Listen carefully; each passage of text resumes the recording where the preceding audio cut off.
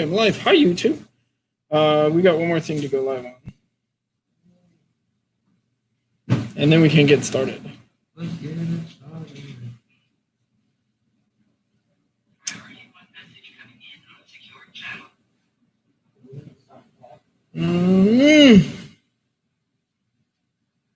Hold up, guys. Give me a minute.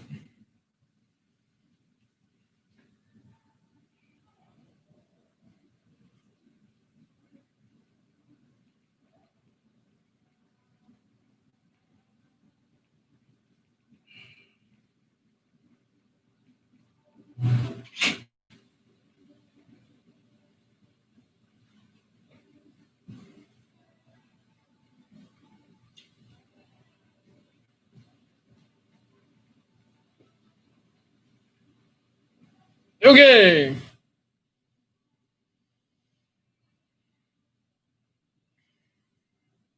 Turn the phone sideways.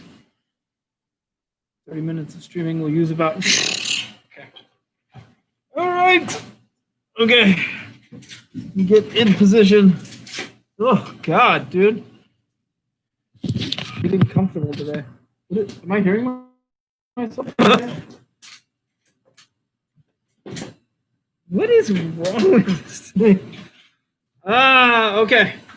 So I'm going to remove my mask so that the deaf community can read my lips because I can't sign fast enough. So my mask is off for the duration of this video, but normally I would be wearing my mask all the time. God, my hair is and let's get started. We are here in the comic shop. We have actually closed the doors for the day. And we are going to go over all of the comics. Do we have any pop culture news this week? Speculations on DC. Oh, there are dark days ahead for DC is what we're worried about. DC Comics has fired the two main guys who are head of marketing and sales directly involving comic shops. So we are, hi Andre, we are a bit concerned that they might be going full digital and cutting out comic shops. We're not sure. This is just speculation, but we're a bit concerned about it. And I think if they did that, it would be a coffin nail because the fans would not be happy with DC. So AT&T, if you are listening, you are fools for what you're doing lately. But I'm just going to say that flat out. We think you're making all the wrong decisions. And if you anger the fans, they will stop buying your product. We'll have even more problems. So please don't do this. But we'll have to wait and see. This is all just speculation right now. Then what else? Anything else? The Mandalorian was amazing. If you saw it, you're probably pretty happy about that. I also watched a show called Upload this week, and I've started with Lovecraft Country. Dude, Lovecraft Country, you get like 2 episodes in, and it feels like you've watched a whole season of a show. Right, it's crazy though, right? There's so much. Yeah, it's nuts, dude. There is so much in that show. And Upload is an amazing show that has... the only other show I think I've seen character growth on that level is, what's that? Schitt's Creek? Oh, Schitt's Creek, yeah. Yeah, that show has some good character growth. This comes real close to it. It was kind of amazing. So yeah, I recommend those shows. But we're gonna get into the comics for this week. And again, reminder: if you are on the fence or you're waiting to do stuff with King in Black, don't be waiting for that stuff because the King in Black stuff we've already gotten orders for it. We have a ton of orders for that stuff. I think first wave is already done. If you're waiting to get these comics and you put it off and you put it off like some of you did with Last Ronin, you're not going to get it when it comes out. I'm telling you flat out, you're not going to get it when it comes out because we ordered a ton of copies and then a ton of copies like already sold. So don't wait. Don't sleep on those books. Like pick out your King in Black books now because otherwise you're going to be disappointed. Let's talk about something that did not disappoint, and that is DC Black Label Rorschach. I actually really loved this issue. It's centered around a comic artist who was kind of famous, but who did not do so well in the women department, and sort of how people could be bullies back in the day. And this takes place in the 80s. And this all stems around the first issue where Rorschach appeared with another woman, and well, they think had committed a little bit of Warner Brothers marketing has been pretty bad for years, so hopefully they're switching new people. Fingers crossed, Joshy. Fingers crossed. But they were investigating it because they were like Rorschach, but he's dead. He's dead. Like, we have his journal. We know he's dead. No, it turns out that it was his DNA. So it was at least Rorschach, or a version of Rorschach that is not fully explained yet. So yeah, well, that's weird. And he's running around with a gal who's dressed like a cowboy. There's a lot of good in this. I'm very much interested and intrigued. But again, it's Tom King, and I really, really love Tom King's writing. I know he's kind of a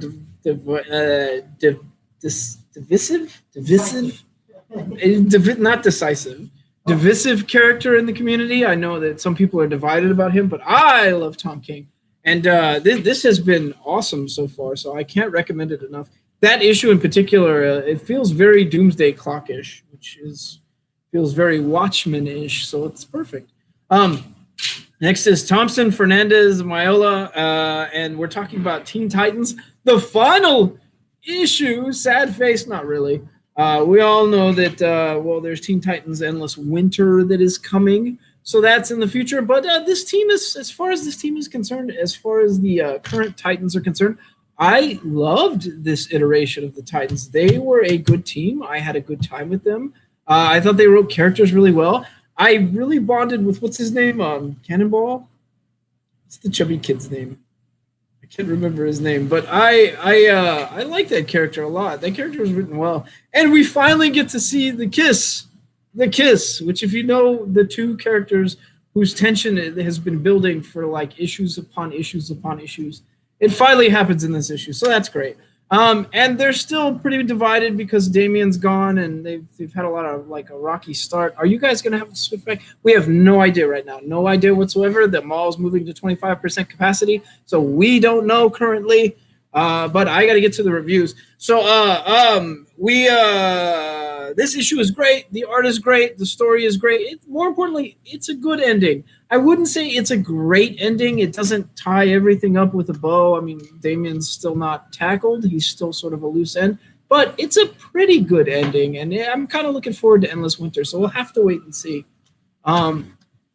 Next issue, V. Blanco Placencia and High Speed Heist. We're talking about Catwoman number 27. My God, I'm dropping price guns. Sorry.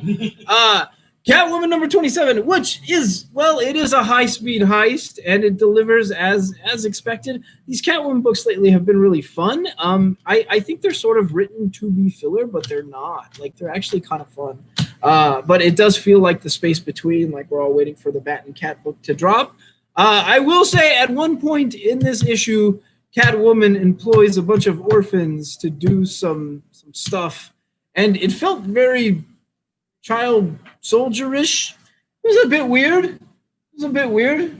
But it was okay. It was okay. You know, she's a fan of strays, and they were orphan kids, and I guess that works. But anyways, but I did like it. It was a good issue, and I would say don't skip on it. And the art feels right.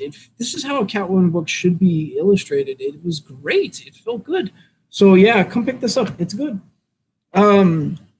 Next is Justice League. William Sims or Mancio Farado Jr. A League defeated. Well, we saw last issue they were fighting Omega Knight. Yeah, that sounds about as OP as you'd expect. It's a giant, version of Batman with like glowing eyes and Omega beams. Yeah, okay. Okay, we're going a little far. We will actually see Castle Bat fight in this issue. Okay, we're going a bit far. But I didn't hate it, and although I have said that the Justice League writing right now does not feel as strong as it should be, and maybe that's because, well, no, not maybe. It's because it's not Snyder on the Justice League. It's other people filling in while he's tackling the mainline Dark Knight's Death Metal. So it's okay. It's okay. I would say that of the Death Metal books this week, this one's a bit forgettable. So, you can pick it up if you really, really need a little more Death Metal in your life, but I wouldn't say it's the best. Next is Dark Knight's Death Metal number 5, and this is the best. We're finally going to see something that I I want to talk about this so much, but I can't talk about it without spoiling it. Perpetua and well, the Batman Who Laughs, who is in the Bat Hatton God form. I don't know what we call that. Anyways, they've been fighting for control of the multiverse.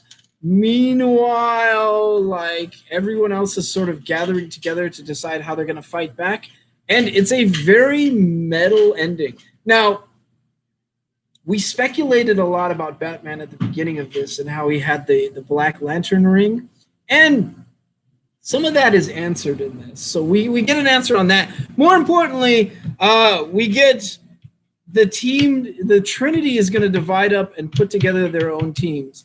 And Wonder Woman's team is pretty weird. Batman's team, well, it makes sense. If you consider that he's running around with a Black Lantern ring, you could probably figure it out, as twisted as it is. But Superman's team is the most shocking I have ever seen, ever. So don't skip it. It was really, really good. And more importantly, we're going to see them do something that I have never seen them do. And I think Cam called it when he said that this event might actually completely destroy the DC universe as it is.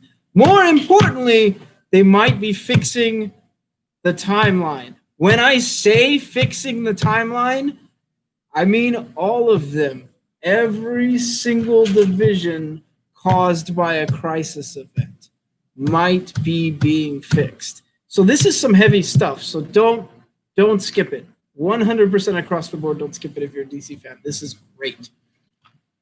Next is, I snuck this in the middle of the DC books, but whatever, we're going to tackle it, and we're talking about Stan Sakai and Luth, and of course, we're talking about Usagi Yojimbo. Now, I have not hid that I have loved this, because this is a return to Usagi's town, and it reunites him with his old rival, Jotaro. No, his son is Jotaro, or his rival's son. It's sketchy there. But his old rival, I can't remember his name off the top of my head, but we saw just a sandal and a foot in the last issue.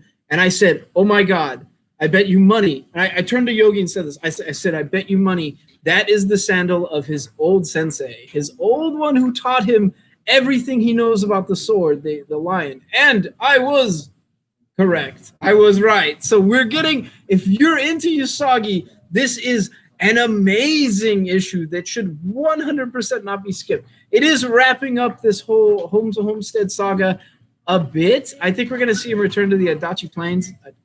The Adachi Plains, where he lost his clan leader. You're going to need to, if you're a Usagi fan, do not skip this at all. There is so much stuff that we really, really wanted to see in this that comes to pass in this issue. So it's great. It's great. Sakai, it's like he's never, like he just picked up the pen right where he left off and has not skipped a beat. I had such a good time with this, so don't skip it. Come get it. Next is Jurgens, Cliquette, and Filardi, and wow, Nightwing has been, it's been such a long road. We saw him sort of, he went through brain damage, and I thought the representation of TBI was good, but then we saw this awkward, like, team of Nightwings for a long time. Hey, what's up, Mr. Potato? Oh, you subscribed? Thank you for the sub, Mr. Potato. Thank you so much, man. You didn't get it flashing up because I'm kind of doing this one from work. But thank you again. Yes, and we saw the team of Nightwings, which I didn't like the team of Nightwings. I like one of them, the fireman, and that was about it. But we've finally seen Rick Grayson go away and Dick Grayson reemerge, and it's great. This writing's great, but more importantly, we saw last issue that KG Beast was right there. And I would argue that KG Beast might be Nightwing's biggest arch nemesis now, after he gave him the TBI. So we finally get that fight in this issue between Dick Grayson and KG Beast that we all knew was going to come one day. But it delivers, and it's awesome. It felt great. It felt great. After a year and a half of just a slog, this fight was exactly what we wanted 20 issues ago. But nonetheless, it felt great. So don't skip Nightwing this week either. It's amazing. Next is Batman 103, and I'm assuming that the reason I have the variant here is because we are completely sold out of the main line. Yeah. Sorry. Sad face. We are seeing Batman fight another former villain called the Ghost Maker, which I don't really know all that well, but he has a network called the Ghost Net. There's all types of ghost stuff thrown in here. His branding is very much Batman-esque. However, Oracle is left wondering what's going on because the GhostNet is even higher tech than she's used to, which is not something that ever happens in the DC universe. So I was intrigued. More importantly, we got Clown Killer in play who's trying to kill Harley. So there's a lot of moving parts. Tinian the Fourth has sort of built this, I would say, Shakespearean in action scene that is really kind of cool in how it plays out. I had a good time with it. But again, we all know that I'm super biased towards Batman and DC. So if I'm giving praise on Batman books, you can expect that that's pretty normal. I love Batman in most forms. So anyways, loved it. Wouldn't say I would say don't skip it. But that Clown Killer character, is that his name, Clown Killer? Have I gotten it right? Okay. Clown Hunter. See, I knew I was going to get it wrong. Clown Hunter character. I like that character. It's a different character, but for whatever reason, it reminds me of my old roommate from the army and with the mohawk. So I love that character. Anyways, so next we're going to talk about Star Wars Bounty Hunters, issue number 7, Sax Villanelli and Prianto. And I thought this came out a while ago, but I guess I was mistaken because I didn't remember the story when I read it. But the cover looked really familiar. But at any rate, you know what you're getting here. You're getting, a cyborg named Valance who has been dealing with fallout from a job that went bad years upon years ago. And in this issue, we're going to get to see a cyborg fight. Hooray. I don't know. This Bounty Hunters run has not really hooked me. I know other people kind of swear by it, but I haven't had the best time. And if I'm honest, I don't care about this main character one single bit. If he got completely murked in the next issue and then got replaced by another bounty hunter, I would shed no tears. But at any rate, the art is good. The story, it's okay. The character is not my favorite, but he's growing a little bit. You get all that in this issue. So if you need a little more Star Wars and you're not as cynical as I am, you might have a good time with it. I haven't liked it. Next is Nikieza, Garni, and Milla, and we're talking, or Mia, it might be Mia, I might be pronouncing it wrong. We're talking about Juggernaut, issue number 3. Wow, I have loved this Juggernaut run. I have loved it. Each issue has had him fighting, people that have sort of taken him for a ride. The first one became his sidekick. Her name was D-Cell. That name is horrible. The second one had him fighting the Immortal Hulk because he was just trying to get his name out there. And this one, well, he'll be fighting another sort of lesser-known villain that is kind of tied to Sandman. You'll see what I mean. It's okay. It's okay. The art is good, but the real hook in this one is how Juggernaut got his armor, and that's pretty cool. Plus, we get to see a court scene that is actually kind of fun, and I know I'm saying that lightly. Court scenes and fun in the Marvel universe is never a good thing, and that's been the standard ever since the Clone Wars with Spider-Man. Nobody likes Marvel courtroom scenes, but except for Daredevil fans. But you get it in this issue, and it's pretty good. I had a good time. I will say, of all the Juggernaut issues, I thought this one was the weakest of the 3, but that's not saying much. I'm still having a really good time with this run, so I would say don't skip on it. It'll be here if you want it. Next is a comic by Anna Lily Ampor, and this is A Girl Walks Home at Night. And if you can't tell, I'm assuming this is a Muslim woman. That's what the art seems like it's referencing. But more importantly, she's a vampire. And even more importantly, this book is entirely done in black and white and real heavy ink, which if you know me, you know that's some of my favorite comics from back in the day. Because back in the early and late 90s, like black and white comics were pretty big. Well, I should just say the 90s when I say that. black and white comics were a pretty big standard. There were a lot of comics that were black and white, including the old TMNT original series. So it's kind of harkening back to those days. The art is really good, but when you're telling a dark story and you do it with a lot of light and shadow, it feels right. So I had a good time with this book. Now, I will say that there's not a huge amount of depth here. It's a vampire story, and they're building on it, but I think they're setting the stage for something else, and I'm kind of intrigued by it. The end was kind of like, whoa, wait, where are they going with this? It was a pretty good book, and if you're looking for an indie and you like a little horror and you like those little kind of black and white heavy on the ink type books, this is a don't skip.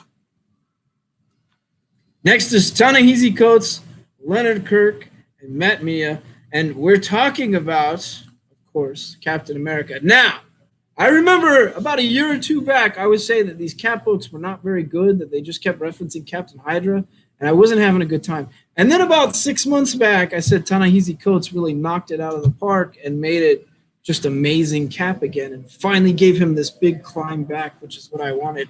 And this book is just more of that. I mean, it's not entirely centering around Cap, and at one point, we do see one of his closest allies sort of take a rather big fall, which has me wondering and a little bit concerned. But it was a really good issue with a lot of twists, plenty of good action, and more importantly, you get a good monologue by Cap at the end where he says, he's not just his country, and he's not just a soldier. He represents a dream, an ideal. It goes from there, and I love them. I'm a sucker for those speeches. I'm sorry, I really am. So if you're a Cap fan, you will definitely not be disappointed by this issue. So don't skip it. If you're anyone else, you're looking at jumping on Cap, I would say this is an all right issue to do it. But I would recommend going back an issue or two and then jumping in. But if you're a Cap fan, you're really not going to be disappointed with that issue. Next is Jody Hauser, Roberta Ingranata, Erica Aaron, Angiolini, and Comic Craft. But this is a variant cover, and we're talking about Doctor Who. And more importantly, the Peach Momoko cover, which is gorgeous, I must say. Now, help me out here with the Doctor Who lore. The other Doctor on there, that's the 10th? Yeah, that's Tennant. That's the David Tennant, the 10th Doctor? Is that right? Well, here's the thing, man. It gets convoluted at certain points because now we have different doctors that we never knew about. So, oh, okay. Yeah. I have no idea what any of that means, so I don't understand any of that. But I read a little bit of the team up between the two of them in the last couple issues, and this is a new run that centers around the Earth. Only this time, the timeline has been corrupted. Aliens have enslaved mankind, and it happened hundreds of years ago. So what are you to do if that happens? What are you to do if you're the Doctor? Well, you're probably a couple of doctors in play trying to get to the bottom of it. So, I don't know. What do you recommend they do? You know the Doctor better than me. They've done this before, though. That's the thing. Okay. So the way they did it last time was they launched a man on the moon, and during that broadcast, they told all the Earthlings to kill all the aliens. And they killed all the aliens. Well, that's rather simplistic. Yep. Okay. Whatever. I thought they were setting the stage for something really big and wild, and a couple time slips away. Like I thought we were gonna see like Doctor Who Cable or something. I don't know what's going on. But okay, it was. I had a good time with it, and more importantly, the Peach Momoko cover is just gorgeous. So I don't know why you would skip that. Next is the 21st anniversary commemorative edition of Ennis, Silvestri, Bat, and Fur Chow. And we're talking about Darkness. Now, this is really just the first issue of Darkness, which if you don't know the story, I'm going to break it down for you. It's a guy tied to the mafia that, he gets to a certain age and suddenly he has all these powers of darkness that was inherited. So as long as he's near a shadow, he can conjure up some pretty wicked stuff.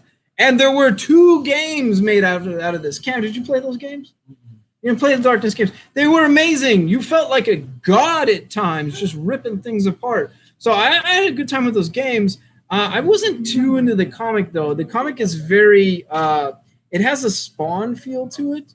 So was that the one where he's like a soldier at one point? Like he's using demons and stuff to like power. Yeah, but I don't think he was a soldier. He was definitely a mafia. Maybe he was a soldier. Oh, he went back in time at one point. Yeah, I remember that game. I remember that game. That was a cool game. Yeah. Okay. Well, it was based on the comic. And you know, the art at the time, so I'd always picked this up and been like, why would I go with this when I could just read Spawn, which is pretty much similar art. So I never really got too into Darkness Beyond the games. The games were great.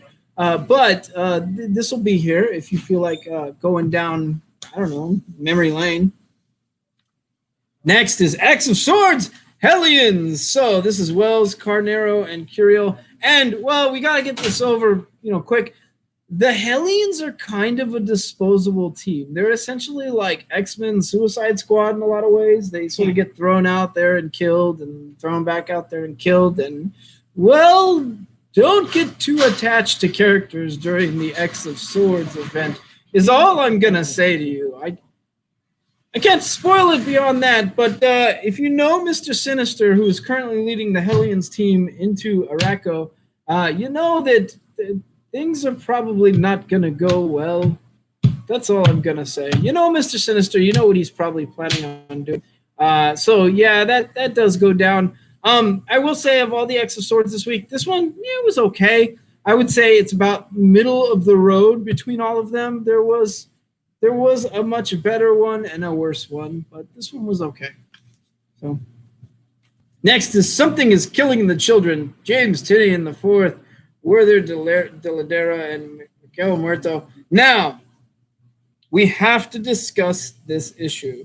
So we've known that this gal who murders monsters is from a secret order, but there's another secret order in play, and they're called, I think, the Knights of St. George is what I'm probably getting the name wrong. But so she has her little mask that has like fangs and is black. These guys have masks that are white, and they even scare her, which to me sounds like a big problem. So there's a lot more of the lore fleshed out in this story. There's a lot more that's answered. There's some stuff that centers around the first kid who was attacked, or his friends were attacked. So I would say this is almost a don't skip issue if you're Something is Killing the Children fan. And if you're somebody who's looking to jump in on something with a little secret society monster stuff, I do not think you will be disappointed by this issue at all. You will probably have a good time. It will probably intrigue you. You will probably want to know more about this Something is Killing the Children universe that is totally not inspired by Buffy the Vampire Slayer in any way, shape, or form. Yes, it is. It seems like totally. But nonetheless, it's pretty darn good. It's a grittier Buffy is what it feels like. Next is Jeff Lemire, Tate Brombal, Gabriel Hernandez Walta, Jordi Belair, and Aditya Bidikar. And if you can recognize a couple of those names, you might recognize that this is from the world of Black Hammer. And this centers around Barbarian. Now, Barbarian was a kind of a cool character with really good monologues during the time of Black Hammer when they were all trapped in another reality, which was 1950s America. And it was like, it was like a 2-mile radius they could go, and that was it for Black Hammer. Oh, God, yeah. Yeah. Barbarian himself was gay, and he was best friends with, what was the girl's name?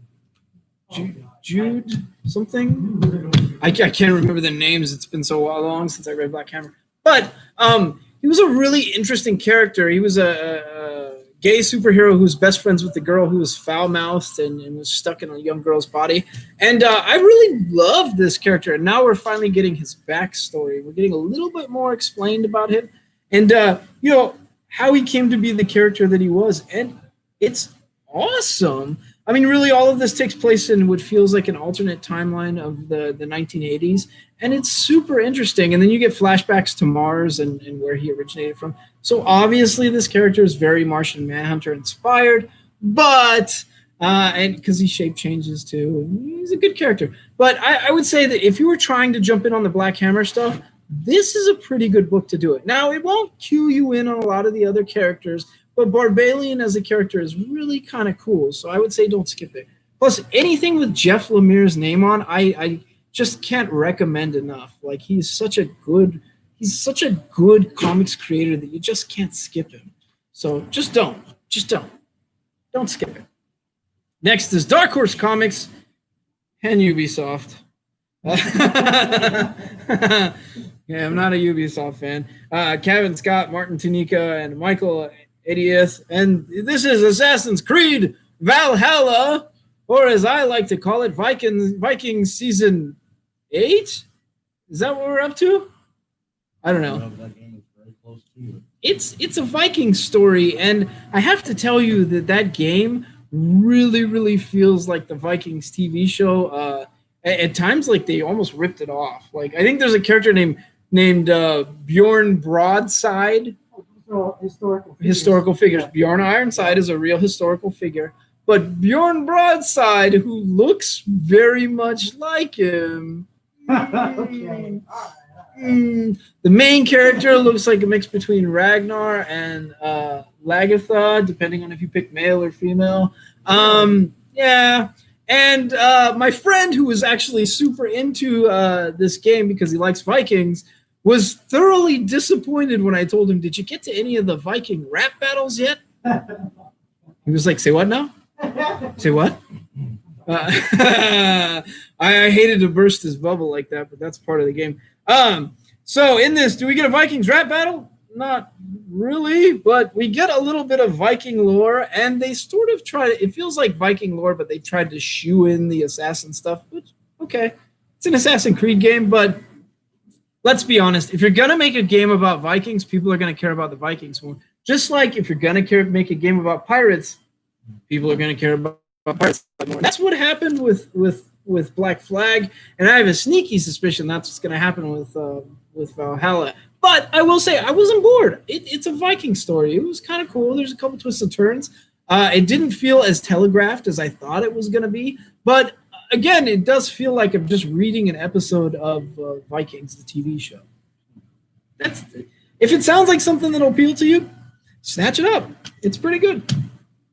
Oddly enough, something with Ubisoft's name on it is pretty good. That's weird. And I played Watch Dogs on stream. Watch Dogs is boring. I'm sorry. The new one is boring. Let's talk about that. Watch Dogs Legion seems like it should be amazing. You can make anyone into a super hacker. You can pick anyone from the townspeople and turn them into like super hacker. It definitely feels like Anonymous versus the world. And yet the story is boring, and I never bonded with any of the characters, and it felt really dialed in. Like each mission was pretty similar to the last mission, so Ubisoft being recipe creators, I guess. They just follow a recipe every time. Yeah. Whatever. Anyway, it sucks too with Assassin's Creed. Like that game has such a good theme, and I feel like their storylines sort of fail it.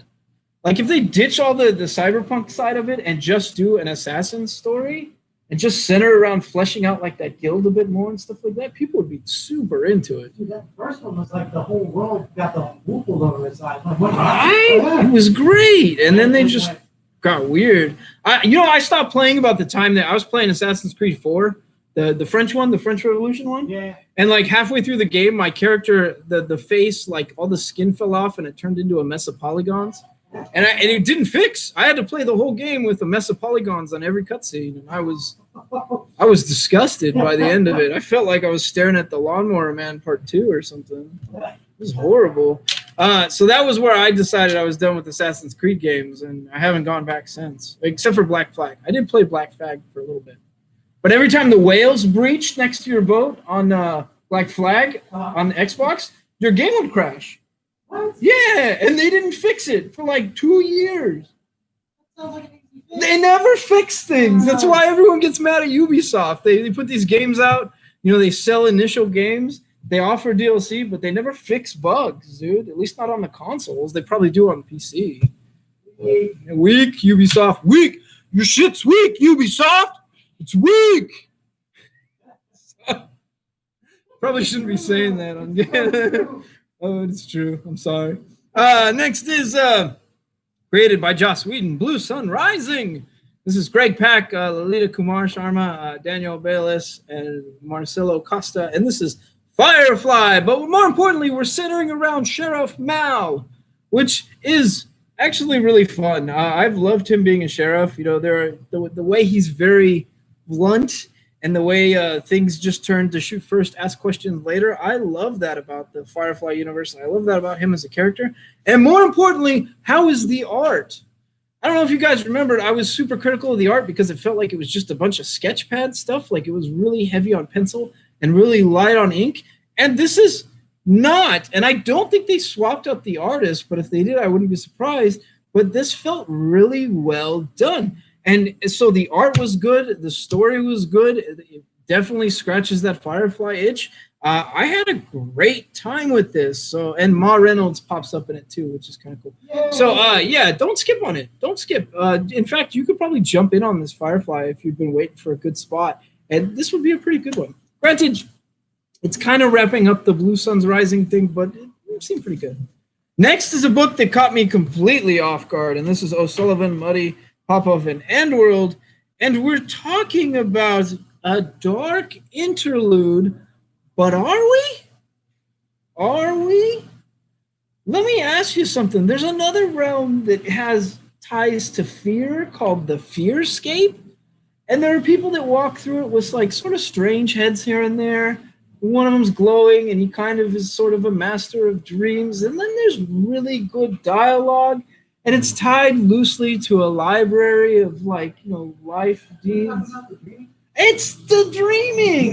This story is clearly inspired by the dreaming, but that's not necessarily a bad thing. Granted, I mean, if you're going to use Neil Gaiman as a muse, quite literally, when there's a muse in this story, if you're going to use Neil Gaiman, who obviously uses, you know, the Greek gods as a muse, you're not doing too bad. I had a good time with it. I had fun. The art was good, although I will say, you know, it's not art that I'm used to. It's a little more gritty than I like, but I had a good time with it.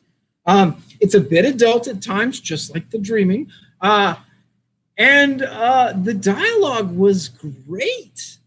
It was really good. There's a guy whose face is cloaked, and every single scene about it was good. I will say the dialogue being good, they broke the fourth wall a bit more often than I'd like. It seemed like they just kept breaking it to sort of talk to the reader. And I get what they're going for, but that really wasn't my jam. Once or twice, okay. 3 or 4 times, you're pushing my limits on breaking the fourth wall. Unless you're Deadpool or Cosmic Ghost Rider, maybe. Not really my jam. Or not Spider-Gwen. Gwenpool.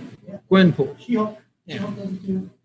Yeah, but you're kind of pushing my boundaries here and there. So it was all right. Breaking the fourth wall was okay. The dialogue was really good. The art was pretty good, and the fact that the source material seems to be referencing the dreaming, I'm addicted. I want to know a bit more. And yeah, there's one character whose head is like a rainbow cube with like different style. And I was more hooked on looking at that character as a whole than the rest of the art in the book. Something about that character really looked captivating. I couldn't quite put my finger on it, but you need to see it just to see. It's kind of a cool look. So yeah, check this out. If you're a Neil Gaiman fan or you like the Dreaming or any of the Sandman universe, you probably feel at home with this book. I was super intrigued, and Vault has been cracking out some good stuff lately. Next is the Immortal Hulk and Sad Face. If you want regular Immortal Hulk a cover, not a variant, you're not going to get it in our store because we're sold out. All I have is the Scotty Young variant that I'm holding up here. And we saw last time that Hulk's system was pretty damaged by the leader. Really damaged, like he was in his brain and ripped Banner out of his head and maybe killed the Devil Hulk? We're not entirely sure. This is a real problem, and I'm scared. And granted, this is issue 40, and we know that the Immortal Hulk ends after 50, which is breaking my heart and making me want to throw fixtures through a window. But what I will say is this issue in particular has something that I love. Which of the Hulks do I love probably the most? No. What? It's Joe Fixit. Yeah. It's Joe Fixit. Joe Fixit is one of my favorite characters. And we once again get to see him in human form in this issue, but we also get to see him be Joe Fixit, which he's been watered down, is all I'm going to tell you. In the Immortal Hulk run, he's done what needs to happen at times to protect Bruce, but he's been watered down from how crazy Joe Fixit actually is. Well, no more. No more. You mess with the Hulk system, and Joe Fixit comes out, and he's the last line of defense, he's going to belt out. And it was great, dude. So, yeah. But the Immortal Hulk stuff scratches all of the Hulk fans' itches and more. So it's so good. I feel like I should just hug these issues and just say thank you to Al Ewing for just making such an amazing comic that I've fallen in love with. And I'm super sad ends in 10 issues. So when Immortal Hulk 50 comes out and that's the end, we're going to break something in this store just in protest. It's going to happen. So anyways, but that was amazing. So don't skip that issue either. It might be my pick of the week, but we don't have enough copies to really sell. But it was great. Next is another really, really awesome book, actually. Really awesome. And that is X-Force issue number 14. And I will say this one was oddly really good. I had a great time with this issue. There was a lot of twists and turns, a couple of fights, including one that had already happened that re-happens between Pog and Magic. It happens again. Yeah, it was like they just redid it. And they were like, but we already fought, but you're fighting again. But okay. So it's weird. But I had a really good time with this. Plus, we get to see what's the market? The Crooked Market? Yeah, we get to see the Crooked Market at play, which I am not too well versed on the Crooked Market or the guy that runs it, but Nate Wiltron is super well versed on it. So he was excited about that. So if you're looking forward to the Crooked Market, that is in it. Well, what's going to replace Immortal Hulk? Carl says, I have no idea. I don't think anything can. Immortal Hulk is a master class in comics, in my opinion. The only thing coming close to it right now is Hickman. So, anyways, but this is Percy Kasara Guru Effects. The art is good, and the action is really good, really good. You get no less than 3, maybe 4 fights in this issue. It's finally starting to feel like that X of Swords stuff is getting amped up, and just is enough actually. I know that, Cam, that was your complaint too. None of the fights were good except for Wolverine and the Summoner. Like that fight was amazing. But this book has some good fights in it. So I had a pretty good time with it. So I would say don't skip that one. Honestly, of all the X of Swords books this week, that was the best one. Next is Spencer Bagley Del Delgado, and this is The Amazing Spider-Man. Now, we saw last issue, The Amazing Spider-Man made the worst mistake he's ever made again. I couldn't spoil it last issue, but the Remnant, his name's Remnant, right? I think it is. Revenant, Centipede Dude. So Centipede Dude, who was super spooky, but nobody could ever remember his name. Well, he had made him a deal, and he's a demon of sorts, and he's made a deal with Parker to get his friends back in exchange for his life. Now, we've seen this before in the Spider-Man mythos. We totally have. This is Mephisto has cut this deal with Parker. And Parker made this deal and then was forced to forget this deal, which was one of his worst mistakes. So, yeah. We get to see him sort of remake that last mistake in the last issue, and it was great. But will the big reveal be amazing? We finally get to find out who is behind the Centipede Man dude's Revenant, whatever his name is, mask. And it sucks. It sucks. Who it is totally disappointing. But at the same time, it's such a bad climax that it felt almost like the Clone Saga Spider-Man climax, which was really bad. When I turned the page, I was like, oh, come the fuck.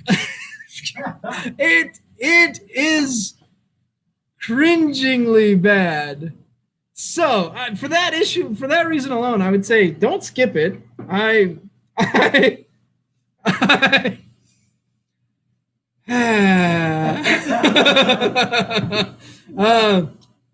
Now, I don't ever advise that you should bury a Spider-Man book out in the desert, which is usually where I draw the line as to the worst books in my collection. And I'm not advising that on this book. It's not that bad. It's still a Spider-Man book, and it's pretty darn good still, even though the twist in this should be buried out in the desert somewhere. The twist sucks. But I will say it's still been a pretty fun ride with this Last Remains run. So I've still had a good time, even if this is not the greatest twist in the world. That's all I'm going to say through clenched teeth.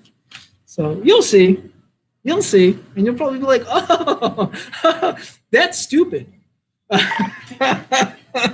I showed it to you, right? Yeah. Yeah. What did you think? Lazy writing. Spencer's usually better than that. Okay, next we're going to talk about Kate, Ross, and a bird of, and we're talking about Venom Beyond Part 5. Venom issue 30. Now, I'm sitting next to the biggest Venom superfan in this whole world, in the name of Cam. So I can't spoil much, but you know what we had? We had a bunch of moving parts coming together.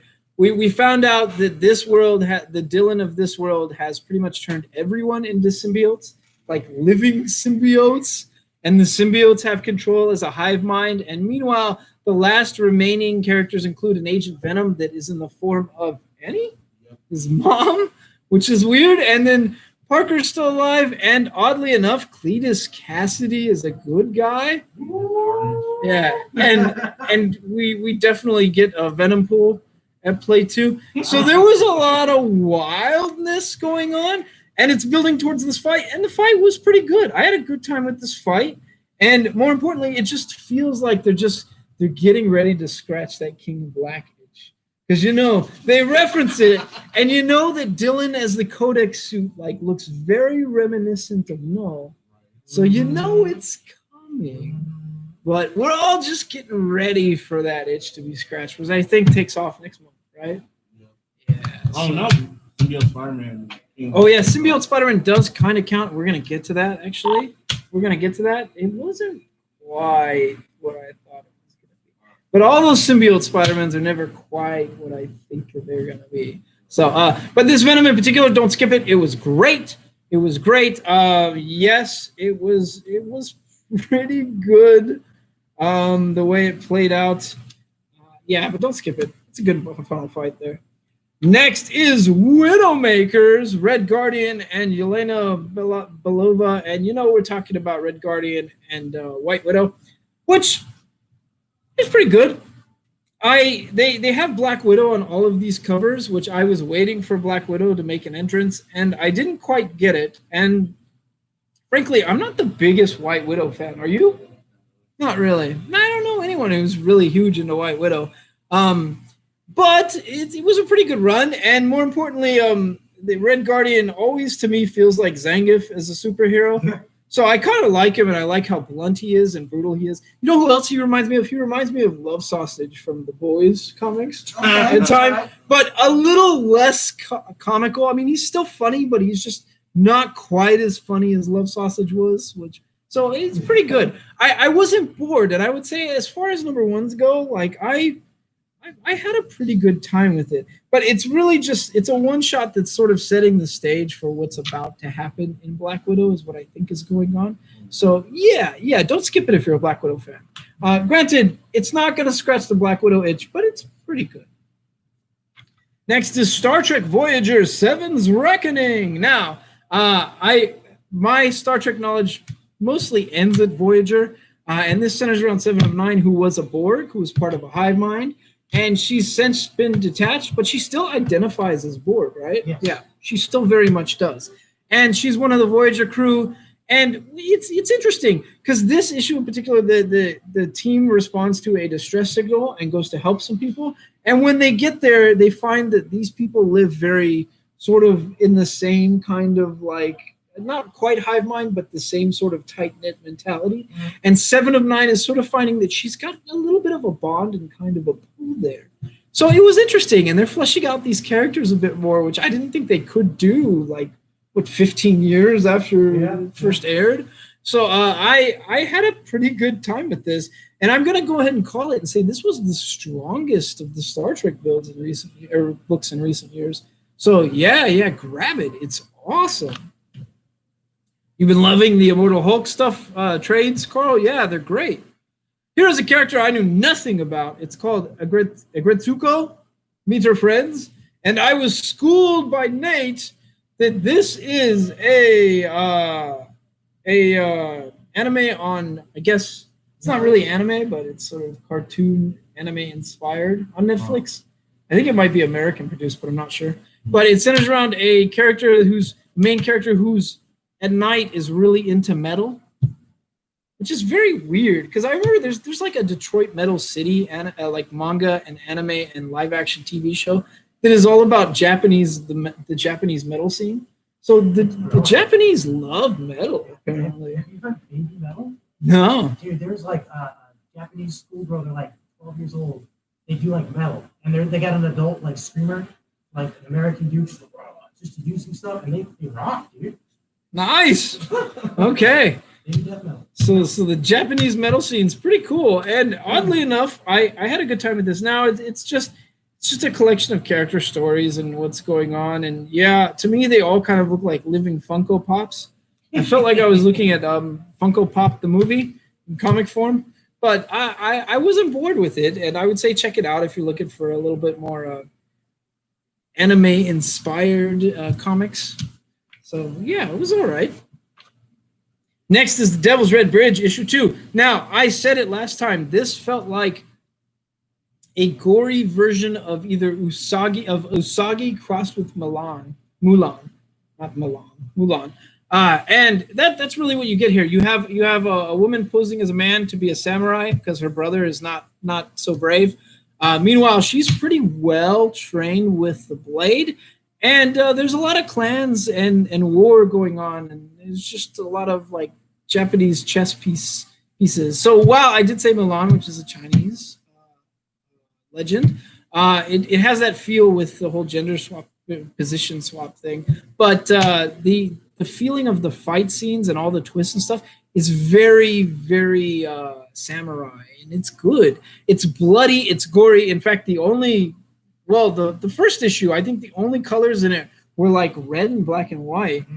And this issue is not. There's a lot of gold and a lot of green and a lot of blue and a lot of red. But yeah, a lot of red because there's a lot of blood. But the action was not boring. The twists were pretty good. And I mean, if you're an Akira Kurosawa fan and looking for something that just scratches that samurai film itch, this is a great showing by these guys.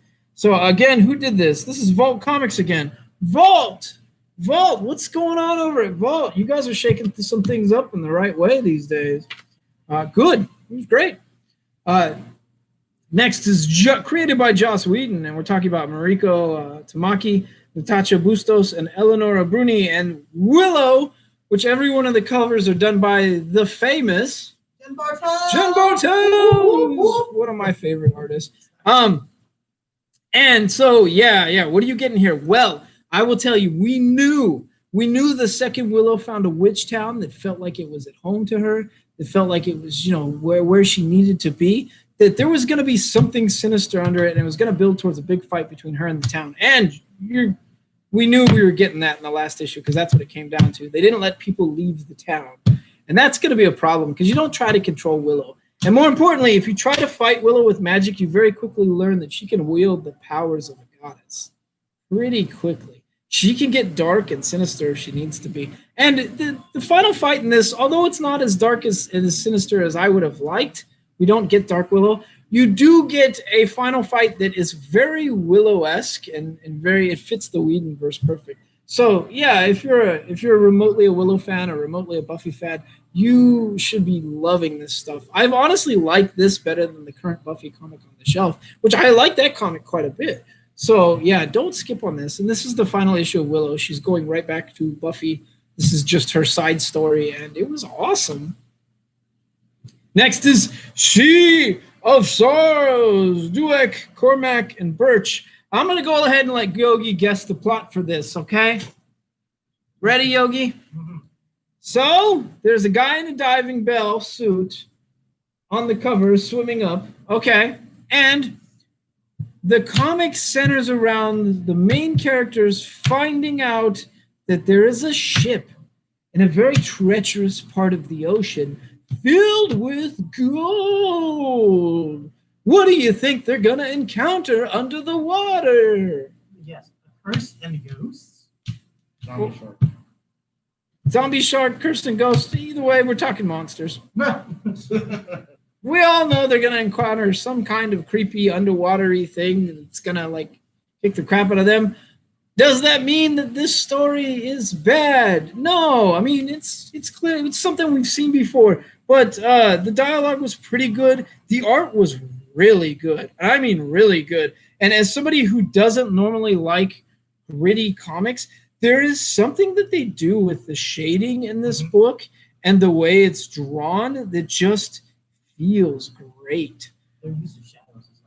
Their use of shadows is on point. You know, it reminds me of at times, and it's like a grittier version of the March, and how they use shadows. So it's really, really cool looking. They do something weird with this one character's teeth that I didn't like, but it made me feel like she was just a predator of a human being. So it's good. It's really good. The art was great. The story, we've kind of seen it before, but it might be going in a direction. The monster itself is different, but I was intrigued. I would say, as far as horror comics are concerned, this is a pretty good showing. It didn't creep me out in the sense that I was scared of the monster, but I was more scared of like how they've set the stage for something horrific to happen. Because there are people that are ready to backstab. There are people that are sinister in this.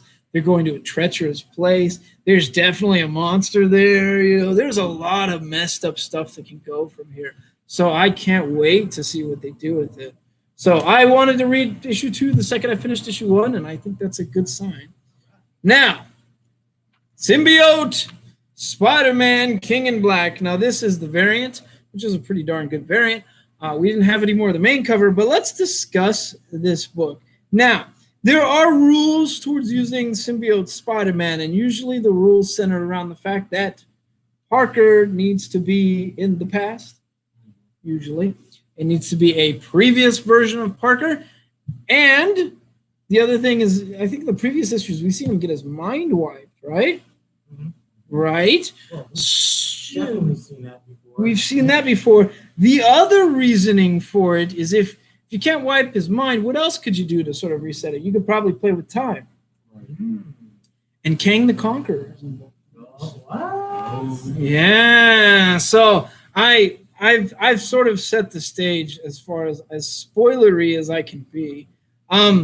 I will say that this goes in a direction I didn't expect, and the Black Knight shows up, which is weird. But more importantly, you get a young kid who gets saved by Spider-Man, literally pulled from the jaws of death by a web, had such a good time, screamed for it to happen again. Spider-Man's like, no, not again. You need to go back to your mom. Like, that was dangerous.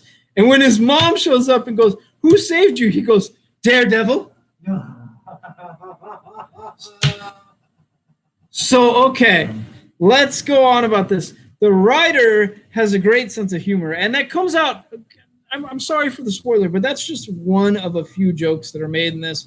Peter David is the writer. Greg Land is the penciler. Oh, controversial. Greg Land penciled this issue.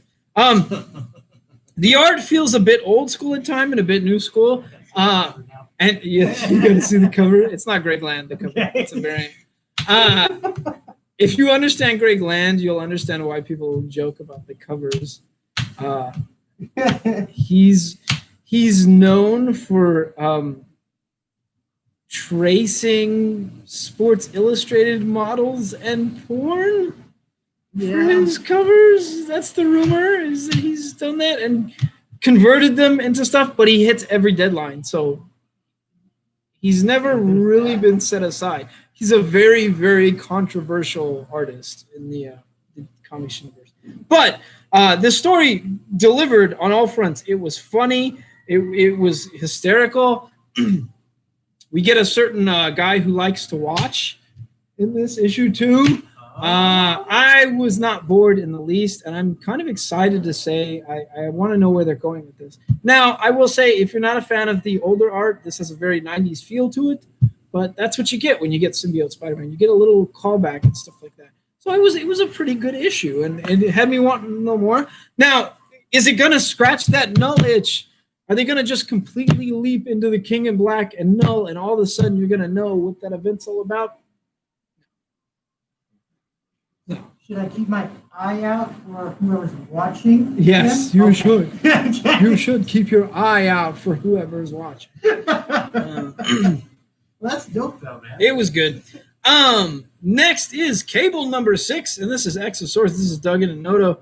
And wow, okay, of literally all of the Exoswords books this week that you should not skip, do not skip this issue. It plays out in ways I totally didn't expect. I laughed out loud multiple times. It was a really, really, really good issue. We do see, again, you're going to see some of the mutants die. You're going to see some betrayals. Somebody is a Trojan horse that you need to read one of the other issues to find out. But it's great, really, really good. So yeah, don't skip this issue. Cable. Oh God, it was good. Now I understand that variant cover for next month. The variant. Oh, okay. Limb, yeah. Okay. Well, it was, at any rate, this is all building towards a fight. And who do you think the big fight is going to be between? Apocalypse and his wife. Oh, the finale's next week. Apocalypse and his wife. We all knew it was coming. We all knew it was coming. I will say that it's kind of grim until you read this issue. This issue's kind of even matched, but up until this, it's really grim for the mutants of Krakoa. Like super grim. So these issues actually quite a bit compared to the other issues, which at times even felt like filler, didn't they? There were times where I was like, where are they going with this? But these issues definitely stepped it up a bit, and I felt the tension, and it was good. But again, I'm pretty partial to Jerry Duggan. So Duggan, I never get the pronunciation right, but I'm super partial to him as a writer. So yeah, you can sort of take my opinion with a grain of salt on that comic. It's pretty good, but I'm super partial to Jerry Duggan. Yeah. Hi, Blue Eggs. What's up? The last book this week. I don't know how this happened. How did DC get so separated, mixed in with Marvel? Kami Garcia, Jason Badower, and Miko Suyan, and Annette Kwok, and we're talking about Joker / Harley, Criminal Sanity, and I don't care. I'm sorry. I know we have a few subscribers who really like this story, and it's weird. It's like a boy heartthrob Joker. He's fanfic. Yeah, it feels like fanfic at the time. He's the Joker, but not really. The way he's killing people is he's killing them, and then he's putting a coat hanger in their mouth to make them smile. And that's where they get the killer smile, criminal sanity story. It's not killer smile. Killer smile is Jeff Lemire. Criminal sanity. Yeah, criminal sanity. It's okay. Meanwhile, Harley, instead of being a normal psych, she's a detective. FBI psych, like profiler. And I think that's a good twist for Harley, and they've really sort of fleshed out her character here. And it's definitely a different Harley, but the Joker in here, who even takes on a persona of the Red Hood that is sort of blasphemous to me in how he did it, but whatever, is okay. It's not really a Joker that we know. It's not an agent of chaos that I'm scared about. This is just a serial killer in Joker skin. And the Harley, it's not really a Harley we know. Is it going to wind up the way it is? Well, I mean, the way it normally is? I don't know. You never know, like with these Black Label comics. But this one, I'm not bonding with in any way. And the art is really good. Like, the art is really good. But the characters don't really hook me like the other Black Label stuff. So I'm on the fence. And I know I'm probably in a minority here. How are you doing? I'm good. I'm pretty good. I'm just doing my comic reviews for the week. But it's, yeah, I don't know. One of the murders in this, like, I'm just going to spoil it.